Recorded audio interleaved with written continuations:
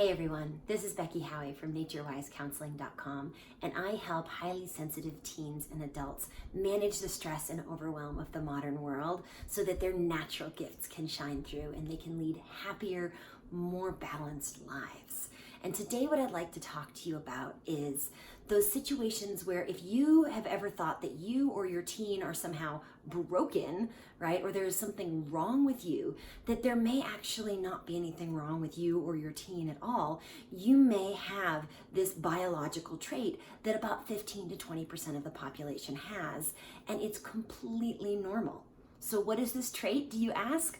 Let me just start a little bit by telling you about why this is coming up now.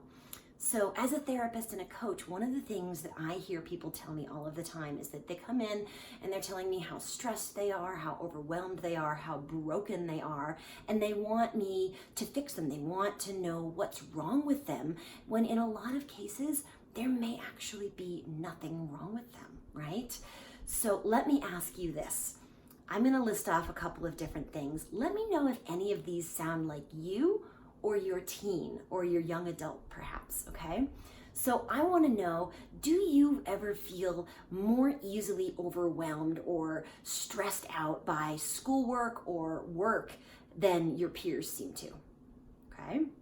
What about, do you ever feel more tired or just kind of emotionally exhausted than other people around you seem to be based on the same situation or the same circumstances, and wonder, like, what is it about me? You know, how come I can't handle this, right? Do you ever experience things really deeply or have these big, strong emotions, or maybe your teen has big, strong emotions and don't know what to do with them or where they're coming from? You know, whether it's feeling sadness and you don't feel like there's any reason for you to feel sad, or you are feeling anxious or tense and you're not really sure why. Okay, it might be part of this trait. Maybe you have some perfectionistic or some people-pleasing tendencies, all completely normal for this trait, okay? Or maybe you are more easily or strongly impacted by different kinds of sensory stimuli, right? So it could be loud noises. Maybe you have a really strong startle response like I do. Maybe you have a hard time with strong smells, or really bright flashing lights, crowded places, that kind of stuff, right? Or maybe you need a lot of alone time to decompress, either after a busy day or a social situation. If any of these sound like you or your teen, you might not be broken or have something wrong with you. You might just have the trait of high sensitivity. You might be a highly sensitive person. What is that? Well, if you want to know more about this biological trait, which is totally normal, they found it in species other than humans, and it's about 15 to 20% of all these different kinds of species, dogs, cats, horses, fish, etc., that they've run studies on. Check out the link below for the free guide, Sensitive and Strong. That is your free survival guide, and it explains all of the information about what it means to be highly sensitive, if you want to know if maybe you or your teen are highly sensitive.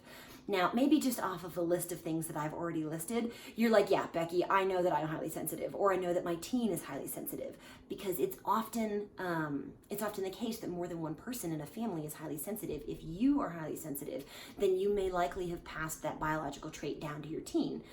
Just like blue eyes or red hair, for example, it's completely normal. So you might be saying, yeah, based on what you already listed, I know that that's me, or I know that that's my teen. What do I do about it? Okay.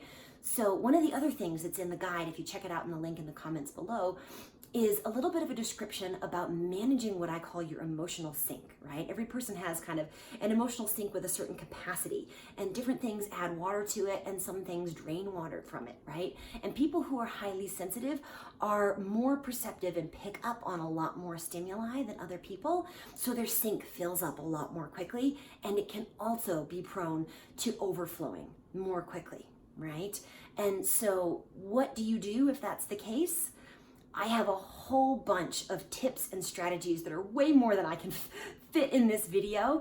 So I want you to download the link in the comments, or download the guide in the comments below, because I list out a whole bunch of my favorite strategies for how to drain water from that sink so that you don't get an overflow, right? Or maybe your team doesn't kind of explode or blow up and end up in overflow, and then you're, sitting there fraught not knowing what to do.